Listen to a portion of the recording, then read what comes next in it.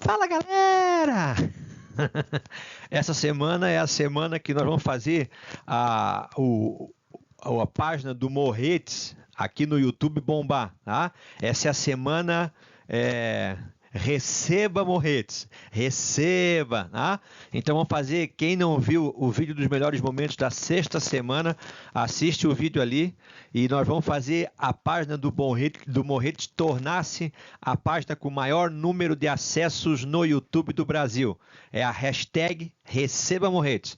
A aula de hoje é uma aula que nós vamos fazer sobre, então, resolução de exercícios, mais específico sobre ligação metálica. Tem alguma coisinha ali que aparece no meio de ligação iônica e uma pequena coisinha que possa vir a aparecer sobre ligação covalente. Tranquilo? Como de costume, a aula vai até um certo momento, eu dou uma interrupçãozinha, vocês voltam para o meu encontro presencial e tem um exercíciozinho que serve como tarefa para a próxima aula. Tranquilo? Vamos lá então? Questão número 1, ou seja, atividade página 44, questão número 11. Deixa eu localizar minha canetinha aqui, só um minutinho, tá aqui, canetinha marcada. Vamos conferir aqui, ok, atividade página 44. A técnica de exploração de minérios, dedicada principalmente à extração de pedras preciosas, como ouro, é conhecida como garimpo. Se alguém nunca ouviu, garimpo é aquele local, é a técnica que você faz para extração de pedras preciosas. Os garimpeiros, aqui no Brasil, um garimpo mais conhecido antigamente era o garimpo de Serra Pelada. No processo de garimpagem é usado o mercúrio. O mercúrio, o símbolo químico dele é Hg. E qual é a característica do mercúrio importante? Ele é o único metal que a temperatura ambiente apresenta-se no estado líquido.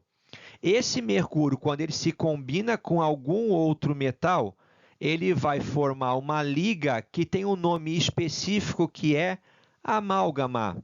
Era muito comum nas restaurações feitas nos dentes, antigamente, aquela restauração escura, que o pessoal chamava de restauração de prata.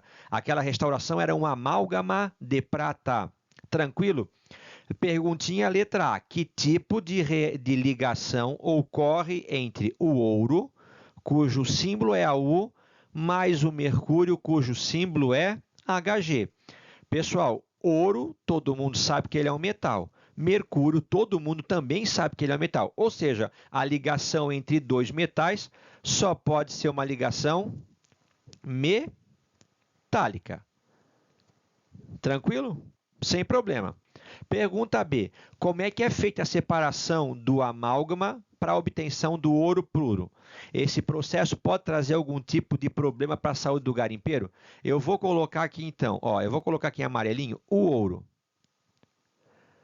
Você pode até encontrar uma pepita de ouro, mas vamos dizer como é que é a grande parte da garimpagem do ouro. Eles extraem a água dos rios, tá? E vão extraindo junto com a areia e o ouro vem pulverizado. Então, esse ouro que vem junto com a areia e com outros detritos, ele vem pulverizado. Então, eles levam esse ouro para um recipiente, tá? Eu vou colocar aqui. Então, esse ouro está vindo junto com a água. Como ele é mais denso, esse ouro pulverizado, tá? Se deposita no fundo do recipiente. Mas não é ouro puro, tu não consegue ver. Tem outros metais, outros minérios juntos. O que eles fazem com esse ouro, então, que está ali dentro, dissolvido ali? Eles pegam ali dentro e misturam junto o mercúrio. Há uma grande ligação química, atração química entre o ouro e o mercúrio. Então, os dois se juntam, o ouro e o mercúrio, para formar o que a gente já tinha visto ali, que é chamado de amálgama, que fica visível, uma pedra, é denso, é pesado. Tá? Então, quando você. Aí o que acontece? Como o mercúrio tem ligação mais fácil do que os outros metais com o ouro, então essa pedra que você está extraindo, esse amálgama de ouro com mercúrio, é um método que foi usado para separar o ouro dos outros detritos que sedimentaram nesse processo inicial. O que eu preciso fazer agora? O mercúrio tem um ponto de ebulição e de fusão mais baixo do que o ouro. Então, eles pegam essa pedra aqui que foi extraída, tá? Botam num cadinho, que é um recipiente que segura alta temperatura, eles pegam um maçarico e botam fogo, ou seja, eles elevam bastante a temperatura. Como o ponto de ebulição do mercúrio é muito mais baixo que o ponto de ebulição do ouro, o que vai acontecer dessa mistura? O mercúrio vai evaporar, vai se perder como um gás, como um vapor, então eu vou ter HGV, ou seja, vapor de mercúrio, e o ouro, que tem ponto de ebulição e ponto de fusão maior, vai sobrar ali como o resíduo final. Vai sobrar o ouro. Entenderam? O ouro vem disperso, misturado em fragmentos, tá? Vem pulverizado. O mercúrio vai lá e junta todo mundo. Depois o garimpeiro vai lá, aquece aquela mistura, o mercúrio vai ser perdido para o ambiente e sobra o ouro. Qual é o problema? O mercúrio, ele é um metal pesado. Ou seja, o que é um metal pesado? Ele é um metal que, se, por exemplo, esse vapor de mercúrio, o garimpeiro inalar, vai para o pulmão, e aí ele vai ser absorvido pelo pulmão, mas não consegue ser eliminado, ele vai se acumulando no interior do pulmão e dando uma fibrose. Se por acaso você lavar aquela água que está peneirando ali com mercúrio e ele cair na água e um peixe se alimentar, o peixe vai absorver aquela quantidade de mercúrio. Se um outro peixe comer aquele peixe, vai acumular. Então ele tem um efeito cumulativo e vai dificultando o funcionamento das células. Então esse é o problema de usar o mercúrio do jeito que eles usam, sem critério quase nenhum, então emitindo todos esses vapores de mercúrio para o meio ambiente. Tranquilo? Fechou de boa? Vamos em frente que atrás vem gente. Questão 45. Na série de televisão norte-americana Game of Thrones is based on the books collections of George R. Martin. As Crônicas de Gelo e Fogo. Nesse seriado, frequentemente são feitas referências à utilização de aço valeriano, um tipo de aço especial utilizado para produzir armamentos de qualidade incomparável. No conto, as lâminas desse aço são mais leves, mais fortes e mais afiadas que as demais ligas forjadas. Explique a vantagem de usar. Qual é a vantagem que eu vou ter? Espera aí, onde é que está aqui? Deixa eu mudar a cor. Qual é a vantagem de usar uma liga contra o metal puro, como ferro, por exemplo? Vamos lá. Por que o ser humano quase sempre opta por uma liga ao invés de um metal puro? Por uma questão bem simples. Não existe um metal puro que consiga, dentro dele, armazenar todas as características que a gente quer de um metal. A gente quer um metal que seja o quê, por exemplo? Duro, leve, que não sofra corrosão, que possa ser maleável, possa ser dúctil, possa fazer fio. Então, eu quero fazer um fio, então eu preciso de um metal que seja mais dúctil. Eu quero fazer um metal de uma chapa de um barco, então eu quero um metal que seja mais resistente à corrosão. Então você vai querendo, às vezes, características que nenhum metal sozinho vai conseguir lhe oferecer. Por isso que o ser humano descobriu o quê? Se eu fizer uma liga, eu vou fazer o quê? Eu vou conseguir somar as propriedades. Então, por exemplo, uma espada feita de ferro puro, ela ia ser mais pesada, ia perder o fio muito rápido e ela ia enferrujar com extrema rapidez. Então, vai se incorporando ao ferro outros metais ou outros elementos que vão dar, então, a essa liga baseada no ferro, características que o ferro puro não vai conseguir. Exemplo tradicional, a liga de ouro, o ouro 18 quilates. O ouro 18 quilates. O ouro puro é maleável, é molengão, então não dá de fazer uma joia. Ele é ótimo para o quesito corrosão, mas ele não vai sofrer corrosão. Mas o ouro puro dá para riscar ele muito mais fácil do que o ouro 18 quilates, que é uma mistura de ouro, prata e cobre, principalmente. AU, AG e Cu. AU, AG e cobre. Entenderam? Então, se tivesse uma aliança de ouro puro, ela ia ser molengona, ia riscar com facilidade. Então, você mistura a prata e mistura o cobre, você torna ela mais rígida, podendo ser mais moldável e riscando com menor facilidade, entenderam? Então, por que optar entre uma liga e um metal puro? A liga, vou conseguir somar as propriedades que mais me interessam dos metais. Um metal puro não vai conseguir possuir todas as características que eu queria para poder produzir algum utensílio, alguma ferramenta, ou alguma arma, ou alguma coisa desse nível. Tranquilo? Hora de estudo, página 58. Considere os seguintes elementos químicos. Vou colocar aqui do lado aqui, ó. Eu já vou separar, ó. Como ele quer os compostos iônicos, a gente sabe que o composto iônico é formado por o quê? Um metal mais um ametal. Eu vou colocar aqui, então, o sódio é um metal, o magnésio também é um metal, o enxofre é um ametal, o bromo é um ametal e o H se comporta como um ametal. A próxima coisa que eu vou fazer, então, aqui é ver qual é a carga que eles têm. Então, ó, o sódio está no grupo número 1, então a carga dele é mais 1. O magnésio está no grupo 2, então a carga dele é 2+. O enxofre está no grupo 16, então para chegar a 8 falta 2, então ele é 2-. O bromo está no grupo 17, perceba que eu faço primeiro o número pequenininho, porque aqui me diz o número de elétrons na última camada, então está no grupo 17, ele tem 7, assim não, né? Ele tem 7 elétrons na última camada. Para chegar a 8 falta apenas 1.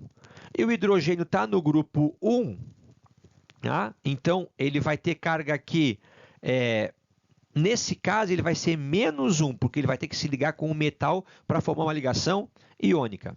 Tranquilo? Então, quais são os pares que eu tenho? Vamos juntar aqui, ó.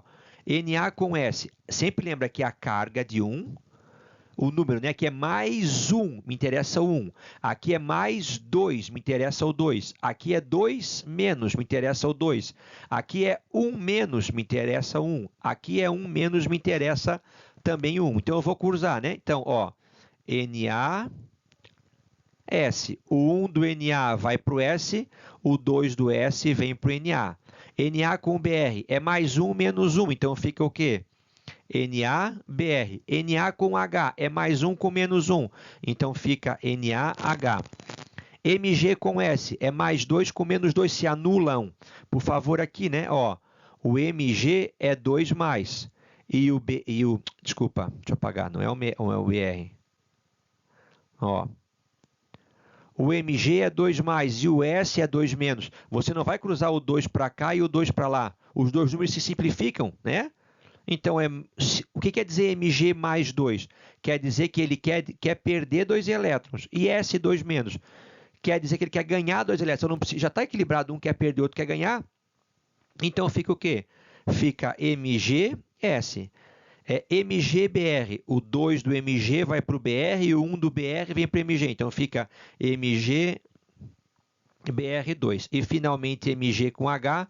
O 1 do H vem para o Mg, o 2 do Mg vai para o H, fica MgH2. Vamos lá, então. Deixa eu ver aqui. Na2S. Então, eu vou cortar essa que não tenho. NaS2. Vamos lá. MgS. Tudo MgS. NaH. Deixa eu ver aqui. Na2S. MgS. NaH. MgH2. NaBr. MgBr2. Certa letra A.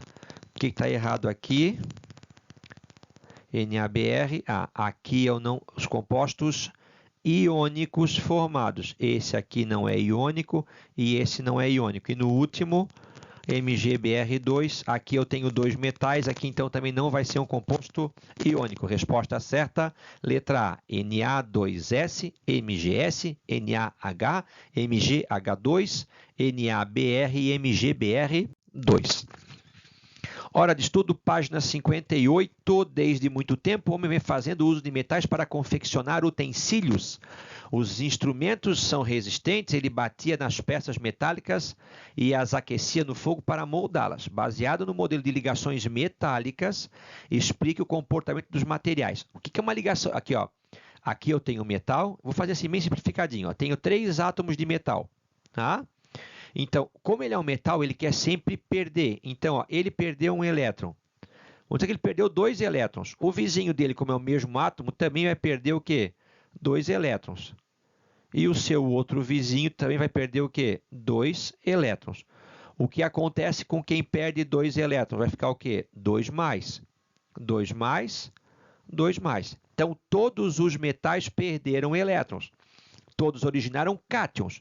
Esses elétrons estão circulando ali ao redor.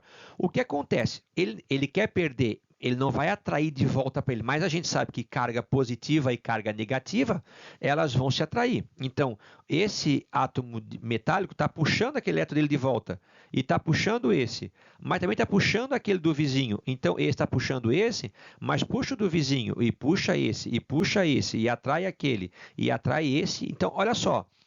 Eu tenho, então, um mar, uma nuvem de elétrons que é o ponto de interligação entre os cátions do metal. Só que essa ligação entre eles, para prender o elétron, não é tão intensa. Então, esse elétron consegue escapar com facilidade. Esse elétron vai se movimentar. E é por isso que o metal tem como característica a boa condução de corrente elétrica e de calor. Assinale a alternativa... cuida com isso. A gente acaba errando bastante, né? Ele quer a incorreta. Letra A, a condutibilidade térmica de calor elevada deve-se à transferência de energia cinética entre os elétrons. Então, lá, eu botei calor aqui, tá? Forneci calor. Esse elétron começou a sacudir. Como ele está ligado nos outros átomos, ele começa a transferir essa sua vibração para os outros elétrons. Então, eles vão vibrando em conjunto. Por isso, então, que os metais são bons condutores de calor.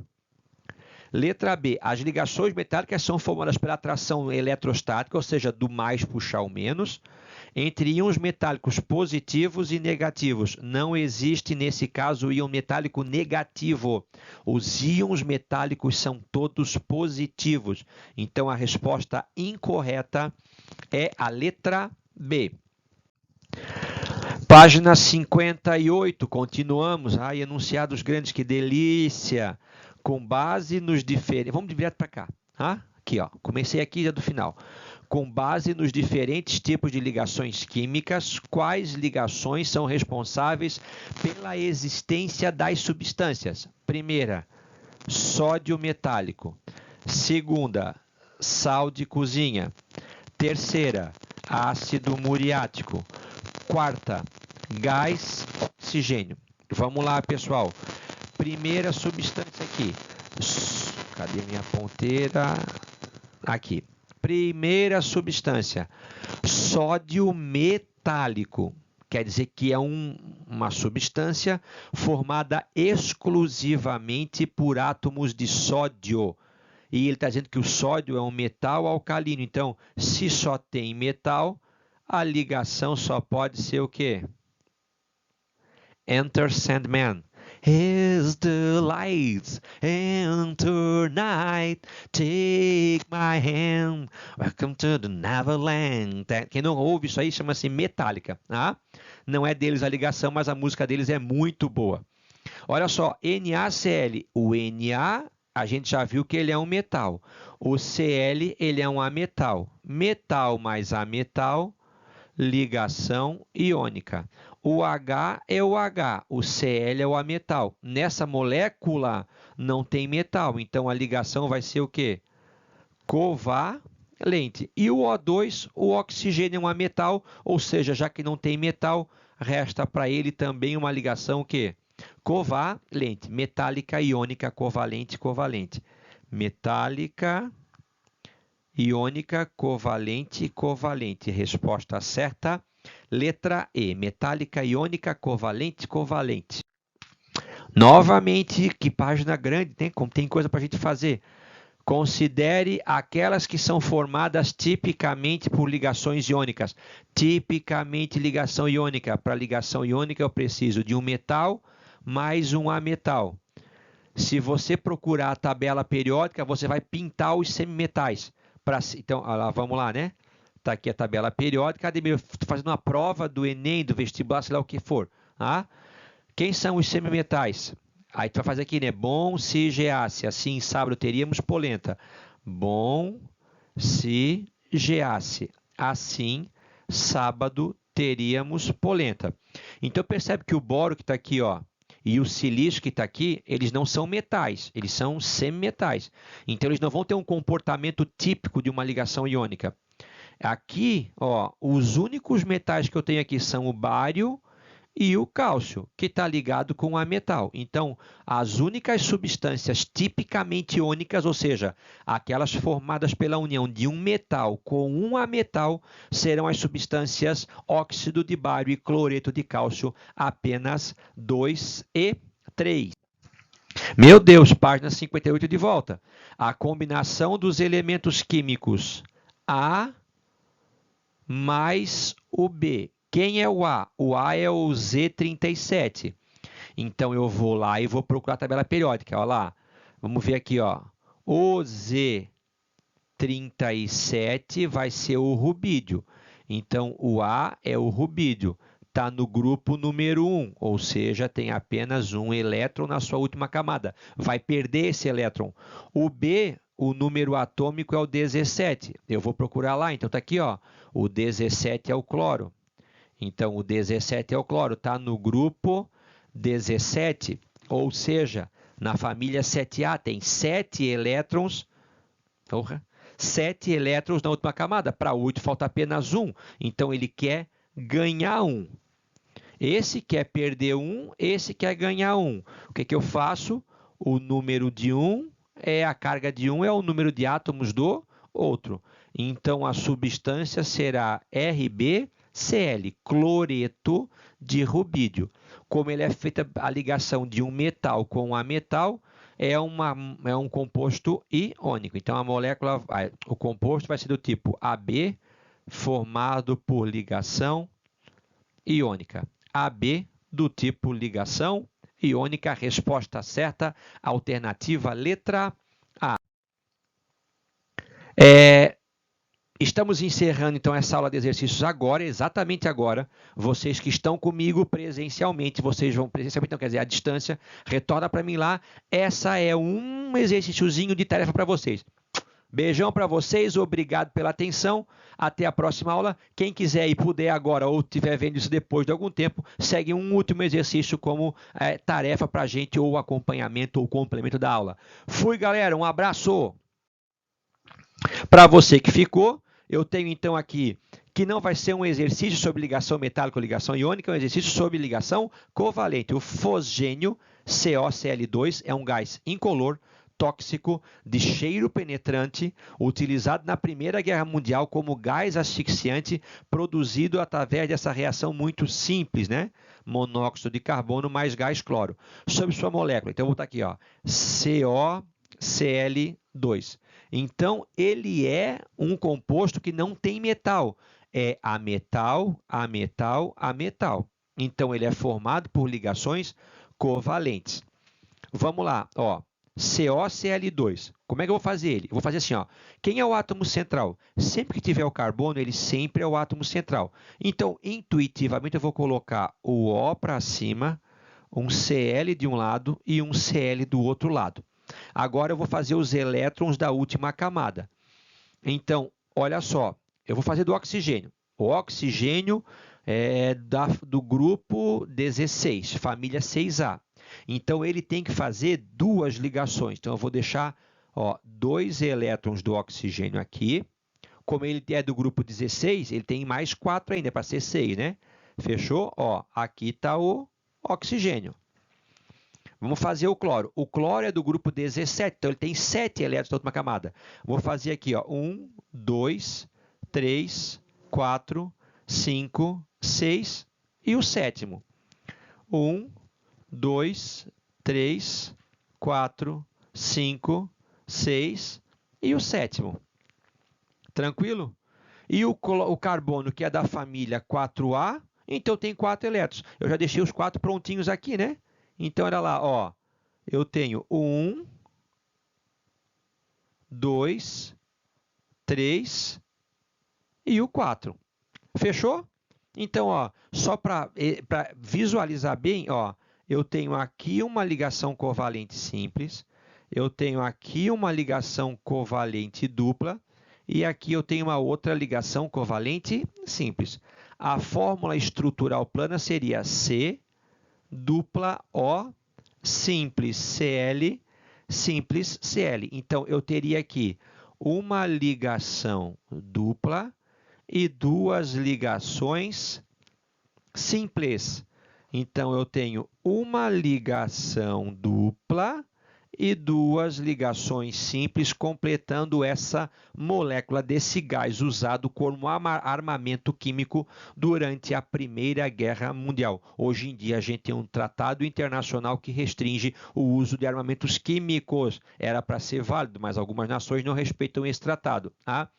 Sem armamento químico, porque ele tem o armamento tem a função de intimidar. O armamento químico tem a função de destruir por completo, inclusive os combatentes do outro lado, mas também civis. É um armamento sem controle, né? Então ele é extremamente tóxico, expansivo, penetrante e mata por asfixia. Então esse armamento tem que ser banido como todo e qualquer armamento, num futuro, se Deus quiser, é impossível, acredito que aconteça mais de um mundo sem guerras, que esse é o nosso objetivo maior, e sem armamentos químicos que são mais letais e mais dissemináveis, se espalham com mais facilidade.